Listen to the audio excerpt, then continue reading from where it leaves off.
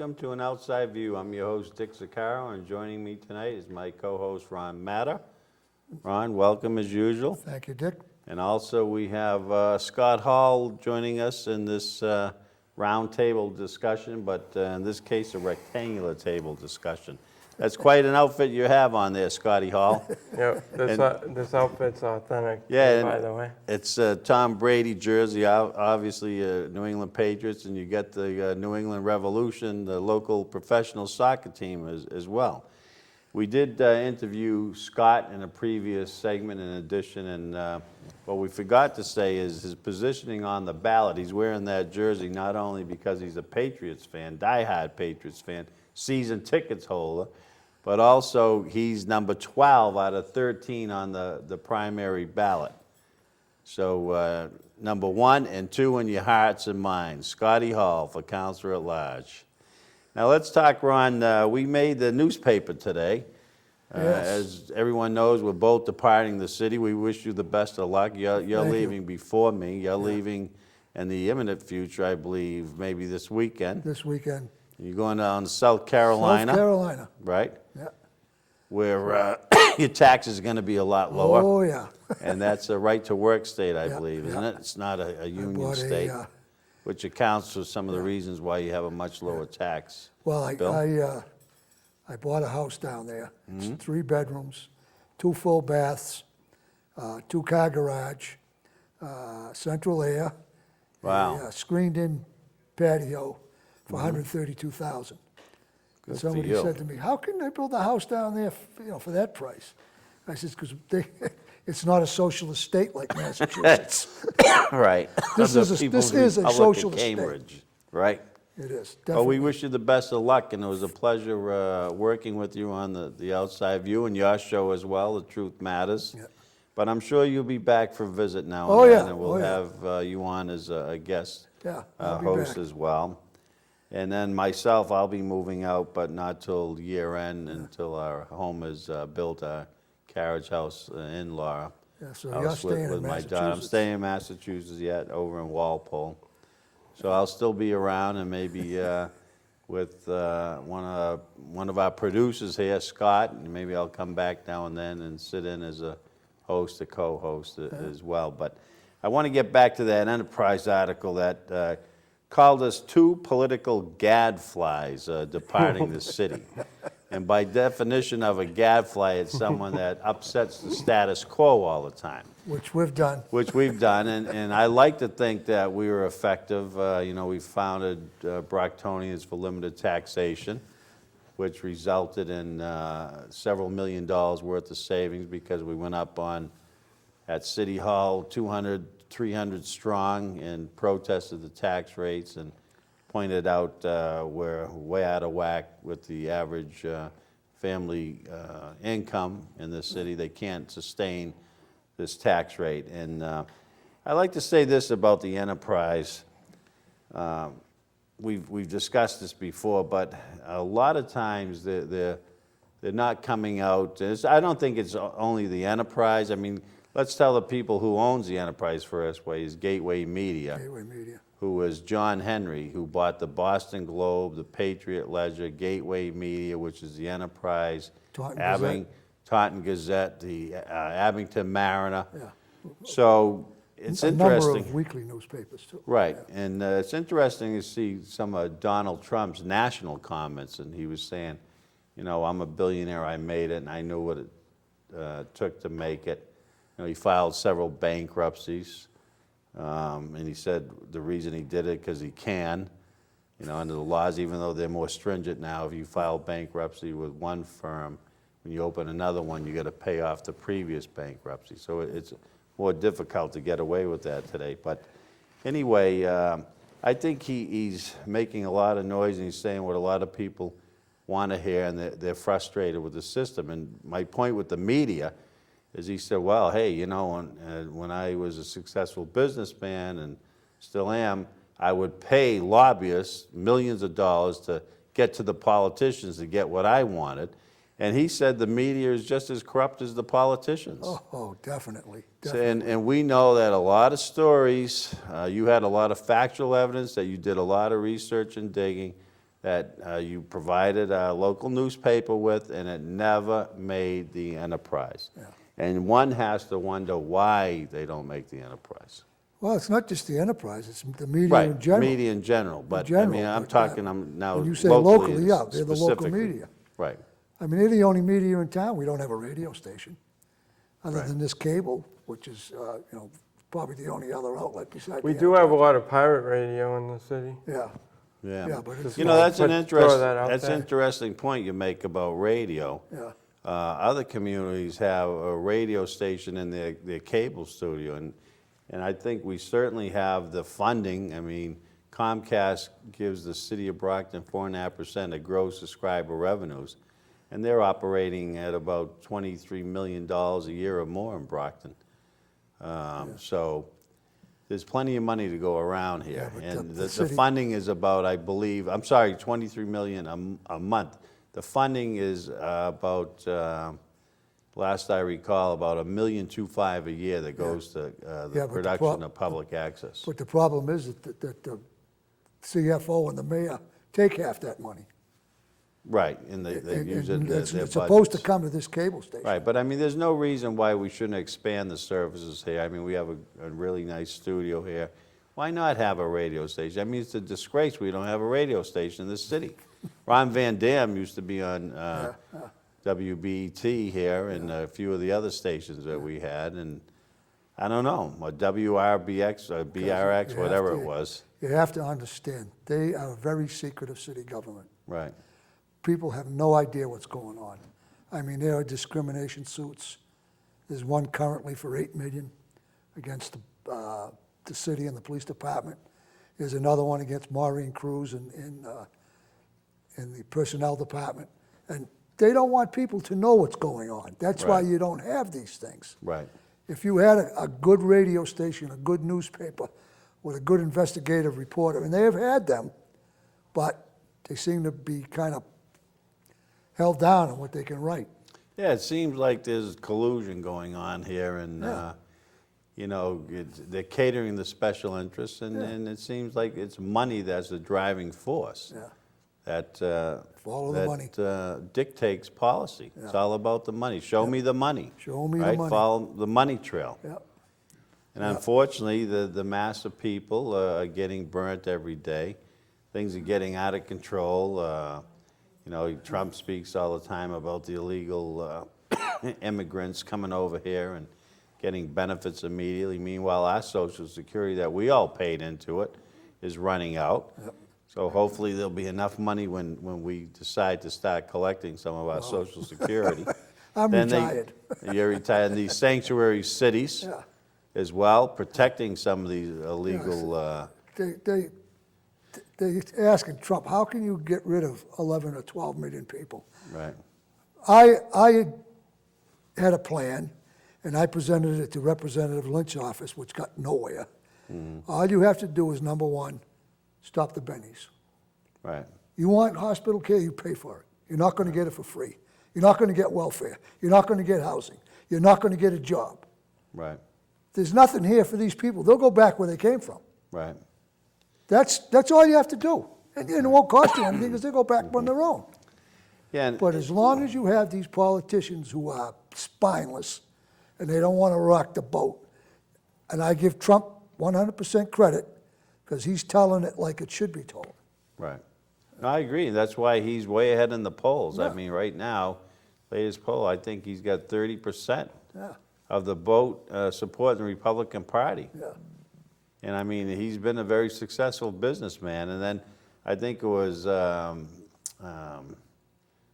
Anderson Cooper interviewing Trump Plaza when he was making all these comments. And he said, well, you know, you're a billionaire and you did what you had to do to make it by hiring all these lobbyists and taking care of politicians. How are you going to change things if you're elected president? He said, well, I know how to stop this stuff, right? And he said, now that I did make it, I don't need people's money. And one guy was going to contribute, I think, $5 million to him, and he turned it down and said, I don't need your money. I don't want to be bought and paid for by anyone. So We'll see. It's a long way to the top and a long way off still, and I don't think you've seen all the activity. Now, Hillary's taking a lot of heat, and now I just heard that there might be some serious allegations. She might get indicted over Rightfully so. eliminating Rightfully those so. emails. And now Biden secretly met with one of our U.S. senators, Warren, Liz Warren, and she's thinking maybe running as his running mate. So, should be interesting. Go ahead, Scotty Hall. Regarding Trump, isn't he like a major, didn't he in the past contribute majorly to quite a few staunch Democrats like Yeah, Charles That's- Schumer, that's what he's- Nancy Pelosi, That's what he's talking. Hillary yeah. Clinton, Harry Reid? Yeah, that's what he's talking about. This is how you get what you Yeah, want. You have right. to, you have to play both ends in the middle. Oh, I'm confused. I thought he was a Republican.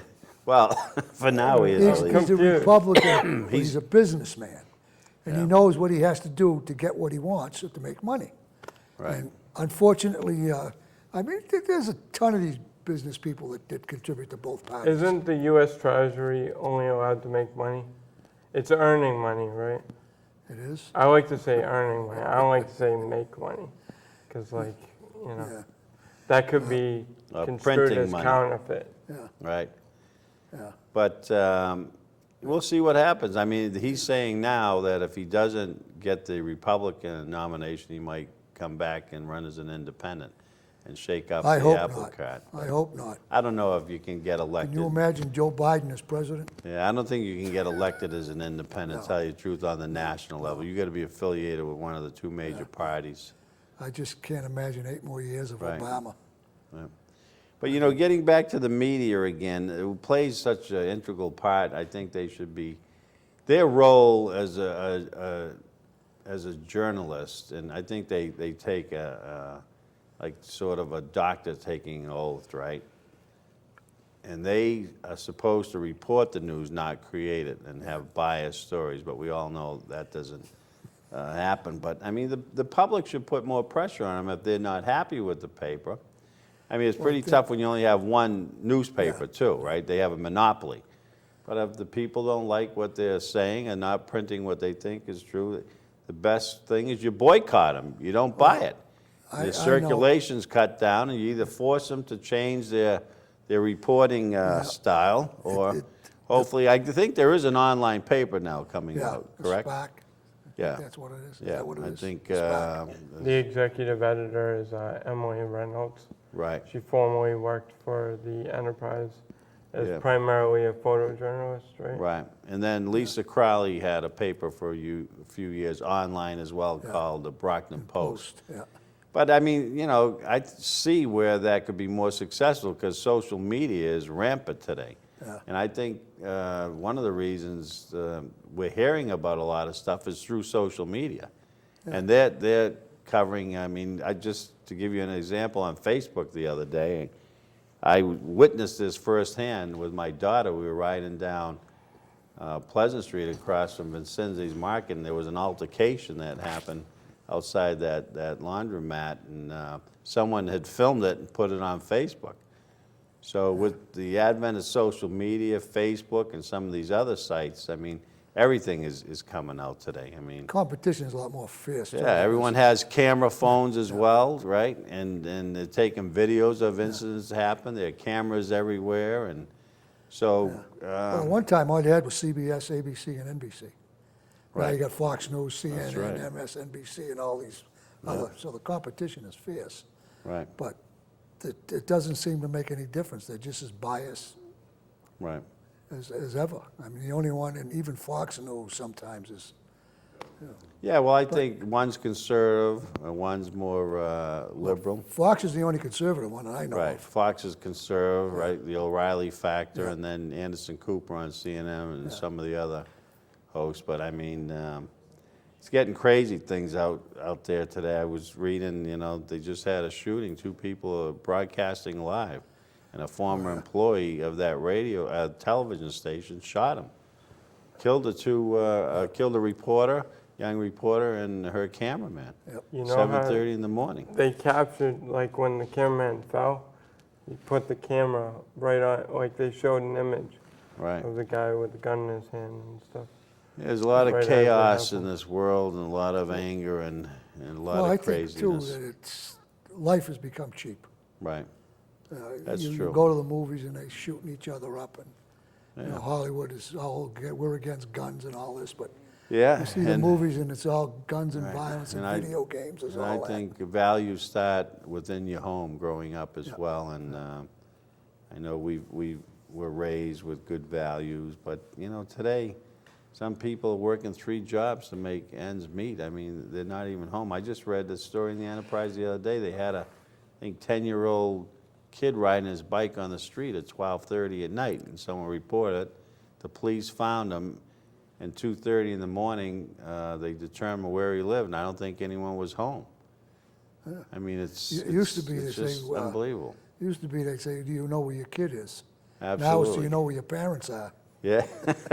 Yeah, I remember my parents say, when the street lights come on, Yeah. you come home. Yep.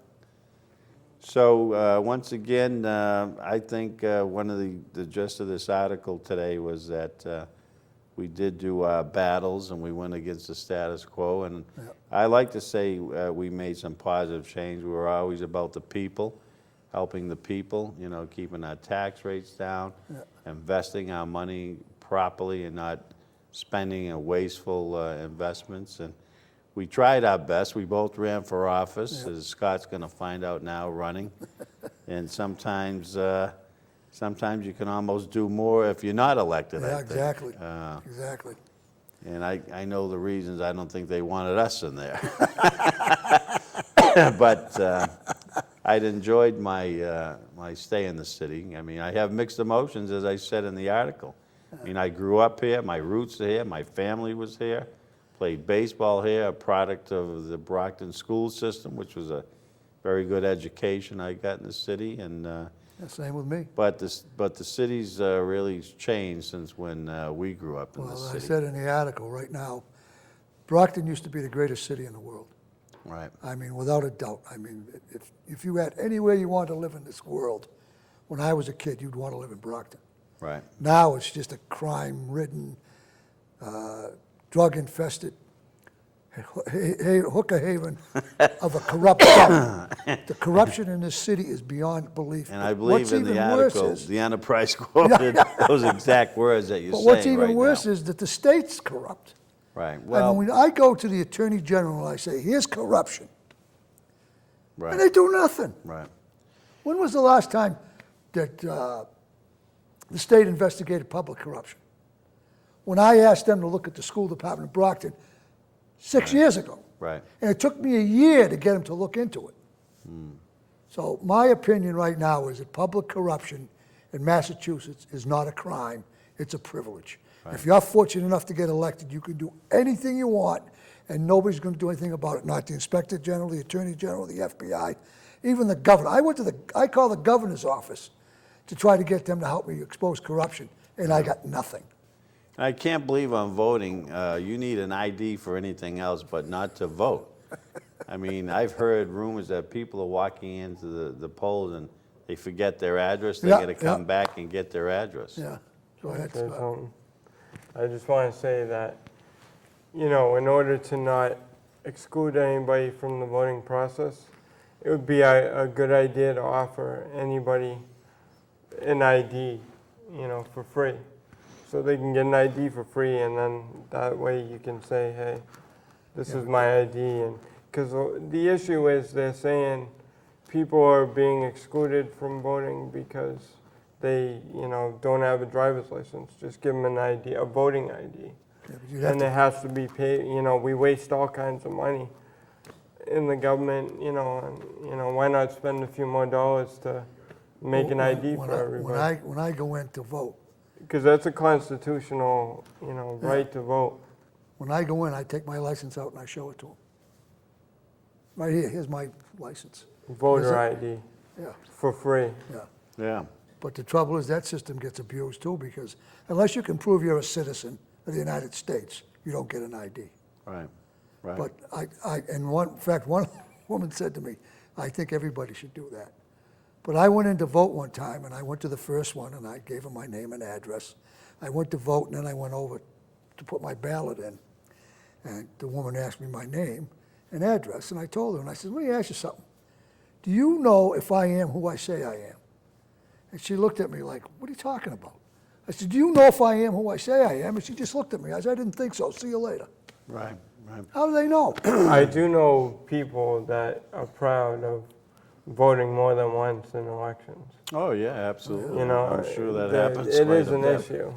Right. I had one guy tell me he voted 4 times in 4 different precincts. What's the 'Cause old he knew the saying? people It's would- not who votes that counts, but who counts the votes? Who yep. told you that? Your father? Joe Stalin, Oh, Joe Stalin, yeah. the worst dictator in history. Yeah. He says, And I it's can not remember, it's not who votes, it's who that counts, it's who counts the votes. and I can remember our beloved late President JFK when he said, "Ask not what your country can do for you, but what you can do for your country." Seems like our local politicians had that a little in reverse, and they're saying, "Ask not what you can do for your city, but what your city can do for you." Right? Yeah, well, that's the problem with the state. We're in a one-party system. Right. And as long as these politicians keep giving these unions whatever they want and giving out, all these welfares and all that, things will never change. And I think there's a large voter indifference and apathy out Oh, there. with the apathy is a big voters. problem, especially in Brockton. Yeah, I mean, excuse me, just saying that, they're fed up and it doesn't matter who you vote for. But, I mean, our soldiers lost their lives for freedom and democracy and the right to vote in a free That society. burns me up when somebody says, my one vote doesn't count. Right, and every vote counts. 30,000 people didn't vote in the city. That's a lot of votes that don't count. Yeah, absolutely. If they got out and voted, all of them. Every vote counts. That's one of the biggest problems in the city.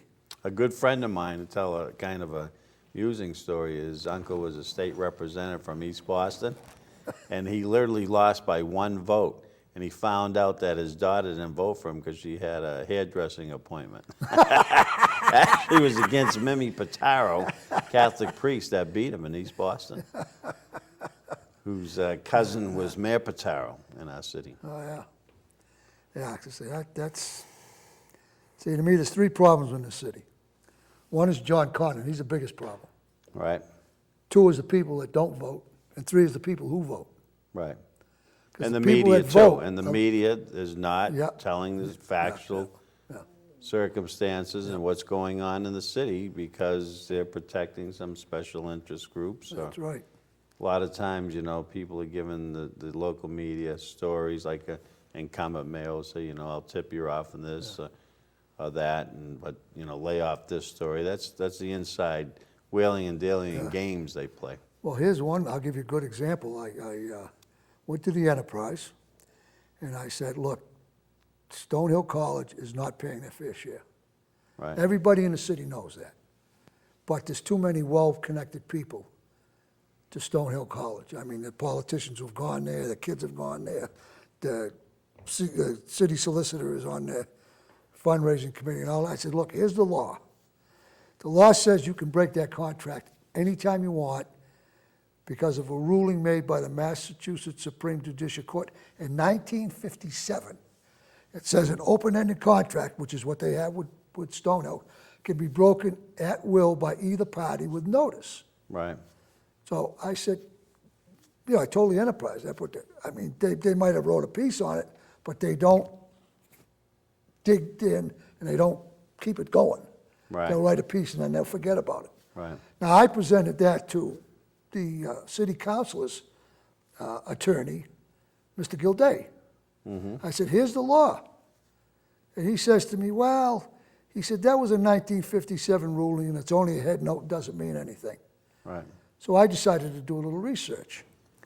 So I looked up the law. It's Sam Simon versus American Dry Ginger Ale Company. In 1957, they ruled that.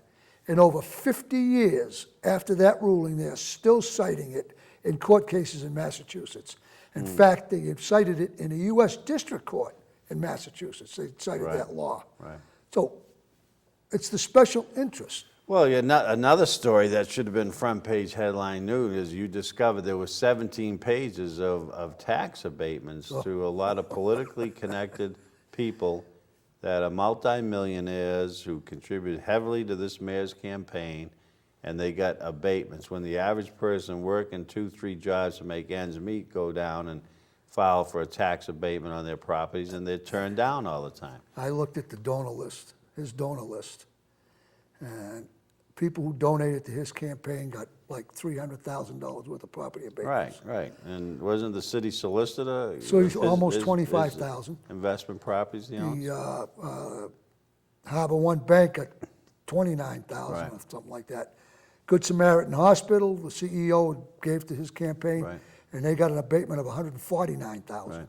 And the And it goes million on dollar and on question and is, on. why did the mayor put the city assessor on paid leave of absence? And it's supposed to be open, transparent government, and he's not disclosing why. They won't. You think it had anything to do with some of these abatements? Mr. Sullivan, the assessor, was put on paid administrative leave on March 10th, Right.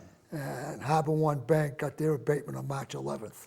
So, Is yeah. that coincidence? Absolutely. So we're paying, the mayor's paying we're paying two city assessors. Yeah. He was paying 3 police chiefs At at one one time, time. yeah. 2 librarians. Yeah. I mean, the beat goes on and on and on, and, And you try to get any information out of this city? right. And it looks Forget like it. local papers aren't Oh, doing a listen, good I had a job of ruling covering from, those I had a ruling from the stories as well. Secretary of State saying that this is public record, give it to him. Right, You have to file a lawsuit. Yeah, you have to go to court to get it. Yeah, right. that's what you Pro- gotta do. Yeah, the problem is the That's it. Secretary of State has no Problem power to solved. enforce the law. Well, I think we're winding down the show. We got about 2-3 minutes left, but I want to say, Ron, the bottom of my heart, has been a pleasure knowing you and having you as a friend and working closely with you on getting the truth out, because the truth does matter. And I enjoy doing the shows, being on your show. I enjoyed you being on my show. And in the end, I know in our hearts that we did the right thing and that we really did it for the people of this city. Yep. And we were trying to bring about economic and social justice, and hopefully the next generation is Scott and our children will take over for us as we go in our retirement, The feeling our is quite- waning yeah. years. The feeling is of, quite mutual. As they say, in the 7th inning stretch we're in right now. But hopefully we get some bright people like Scott that will get elected, do the right thing for the people. But I want to let you know, if I do come back and do a few shows here and you're in the area, you're always welcome on the show. Thank you. And And I'll be uh, coming back from time to time. So, you Yeah, know, and it's good that I know a political gadfly now, as they say. And Scott, the best of luck to you. Once again, for the people out there, it's been a pleasure doing an outside view. I'm not through yet. You'll see me around the year end, and maybe in the following years, you might see me as a guest host here and there. But I want to truly say it's been a pleasure, and I wish everyone out there the best of luck in all future endeavors, and don't give up the ship. Keep on plugging for what you think is right. And on that note, I'll be signing off for a while. And don't forget to exercise your rights to vote, people. The primary is September 22nd. The final election is November 3rd. and remember, Until I every s- vote counts. Until we see you again, thank you for tuning in to The Outside View. And Ron, thank you. And Scott, you, thanks Dick. for joining me tonight.